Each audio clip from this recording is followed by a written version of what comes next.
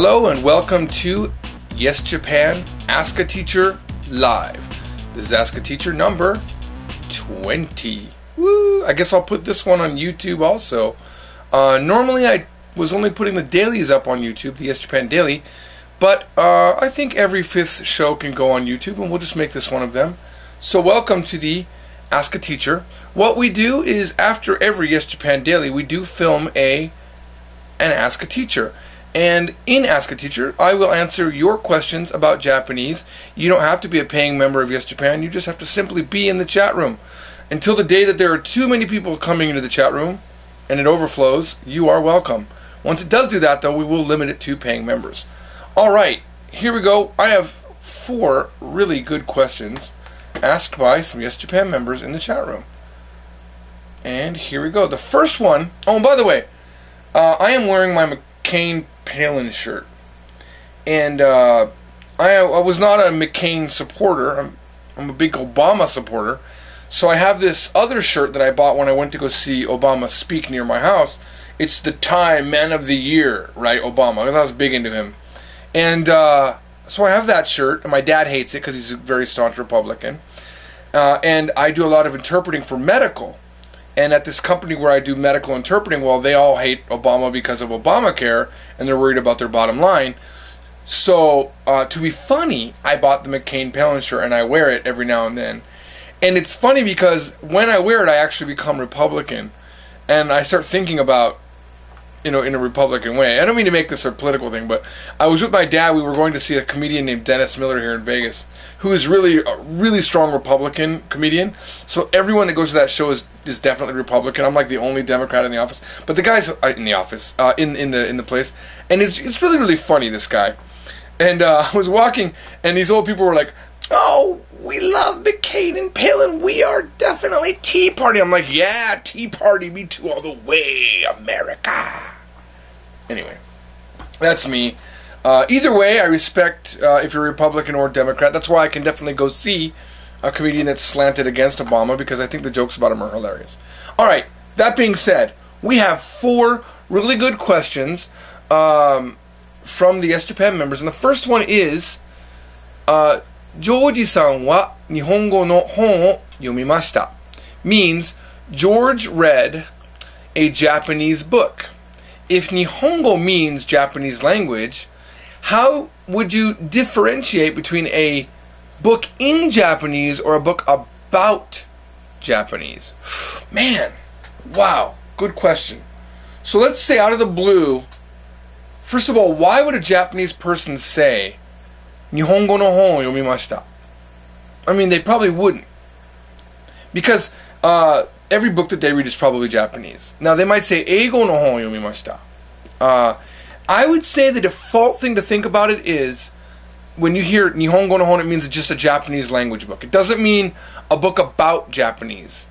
That would be more like a Nihongo no tekisto, a Japanese textbook, or Nihongo no benkyou no hon, a Japanese study book. I don't think it would be automatically assumed Japanese study book. So, when you say Nihongo no hon, it literally means a book in Japanese.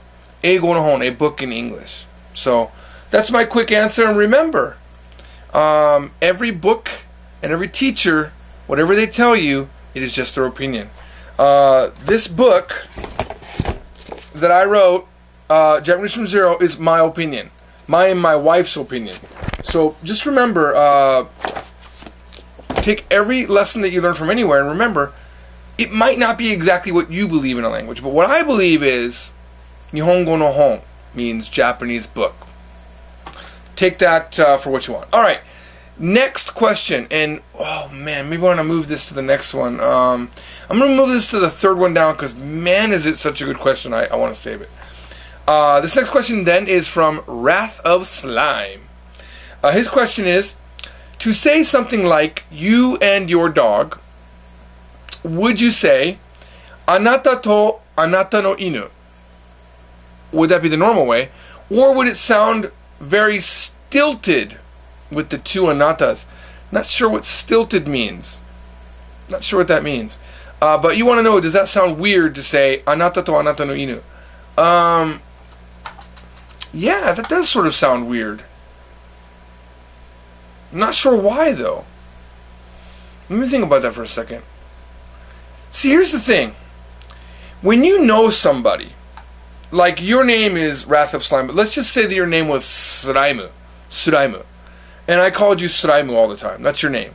And let's say your dog's name was Jeff. I probably would say Suraimu to Jeff. There's a weird thing that Japanese people do where they talk about sometimes themselves, a lot, this happens actually, in third person, but they'll talk about you in third person. So they'll say, does George like this or does George like that? It's a weird thing, but that's what they do. They don't typically say anata. They would say, for example, let's say they wanted to ask me a question about my mother. Let's say they wanted to say, how old is your mother, George?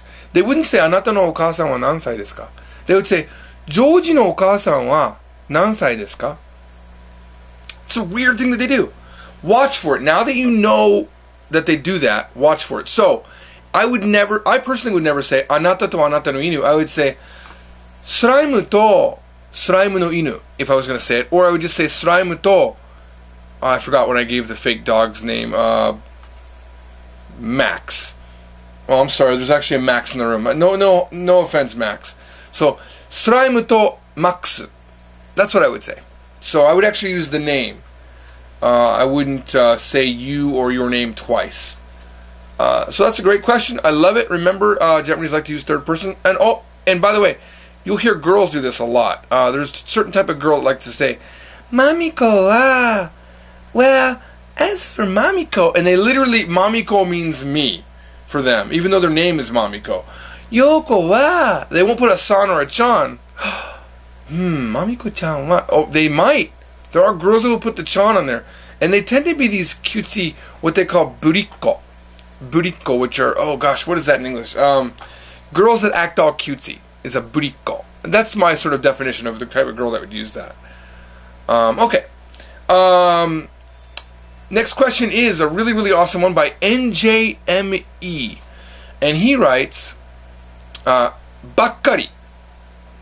Bakari. I'm going to write that one out because, man, is this going to be a power grammar. Seriously. Bakari is awesome. Oh, where's my pen? Here we go. Bought a stylus just for this.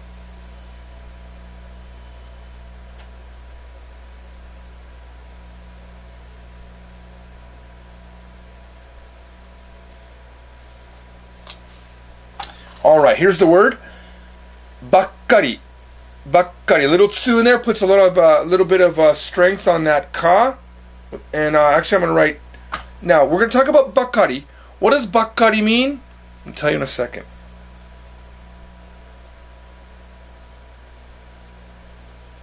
You can never say Bakari all by itself, ever. It's always in combination with a verb. Actually, that's not true. But most of the time that's when it's used. So we're going to talk about those times. You could say, for example, Yasui mono bakkari. Everything is cheap. It's just a bunch of cheap things. Oishii mono bakkari. Oh, there's delicious items at that restaurant. Everything is delicious. So bakkari can mean everything. Okay? Now let's look at this bakkari thing. So you have ta form of a verb plus bakkari. For example, itta bakkari. And or let's just say, I like to use eat as my verb of choice for these things. So say tabeta bakkari. And then you have te bakkari, so we can say tabete bakkari. Tabete bakkari. Now, this one small change from tabeta to tabete plus the bakkari. And by the way, I think this is a course 5 grammar. We actually talk about this. But it is the greatest, coolest change ever. So anything tabakkari means you just did it. Tabeta bakkari, just ate. Ie ni kaita bakkari, just got home. Hon yonda bakkari, just read a book. Right? Tabakkari always means just did it. Immediately right now. But tebakkari means you always do it. Yonde bakkari, always reading.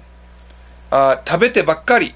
Now, when you use tabete bakkari is always eating, by the way. So this tebakkari tends to be a negative. It's a little bit negative nuanced. You know, so my wife might say it to me, right?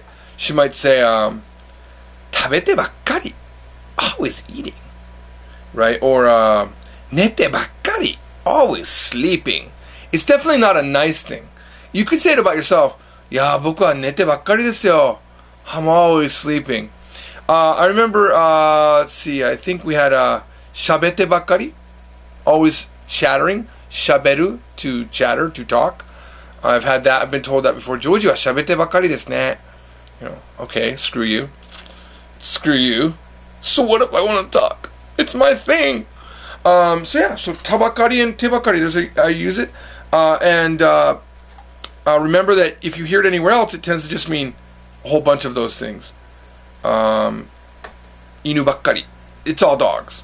Like, hey, was there cats in the pet shop? Petto shop ni neko ga imashita? Imashita ka? Ya, inu bakkari. It's all dogs. You could say literally, zenbu inu, but come on, that's a little bit lame. Inu bakkari is very natural and sounds cool. So thank you, NJME. I love that question. All right, next. Oh, by the way, did that help you? Uso bakkari. Great. Absolutely. NJME said uso bakkari. My wife does say that to me, and I say that to her. It's a thing we say to each other. Uso bakkari. You always lie. Just lies. Uso bakkari. Perfect. Yeah, in dramas, absolutely you'll hear uso bakkari. So that's how it's used.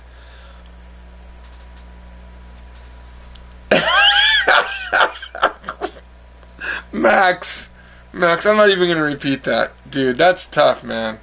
And actually, after they caught him, she would have been koroshita bakkari, just killed.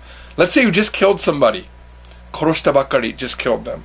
Alright, that's a whole nother thing. If you watch Yes Japan Daily number 40, you'll probably know what we are talking about. Alright, final question for today is from Eiju, and his question is, why do I sometimes see sanpo suru, and let me write this out for you. Let me 1 second.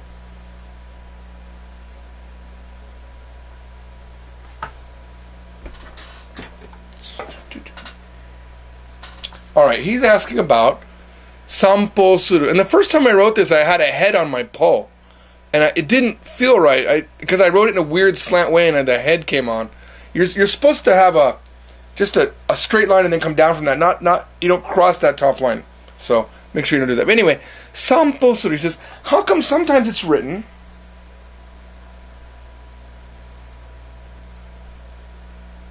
but that means to take a walk, by the way. It's written with an M. Sanpo, and sometimes it's written, how come sometimes it's written with an M and not the sound that it is? Well, try saying sanpo. When your mouth goes from the to the po, it becomes an M sound. Sanpo. Speed that up, see if I said it right. Sanpo. Alright? Yeah, you'll see that. It's just a weird thing. There is no M. There's no M sound alone in Japanese, but a lot of Japanese people will write S-A-M-P-O, and a lot of people who write Japanese books will write S-A-M-P-O. We won't, because it's not accurate, and I like to put the because that's what it is. It's an sound. Sanpo. Sanpo. Your lip gets ready to go make that P sound, and all of a sudden, there's another one, bimbo. Bimbo, which means poor. Is it bimbo-u? I think it's bimbo-u. Give me a second. Do not like to be wrong. And let's see. 1 second. I'm not getting in the Japanese mode for some reason. It is bimbo. Bimbo. I don't know what happened. So bimbo, also sometimes you'll see that written as B-I-M-B-O when it should be N. Alright, there you go. Thank you for watching Yes Japan Ask a Teacher. Before I go, I just want to make sure. Did I answer your questions? Are you guys satisfied that your answers made sense? Thank you.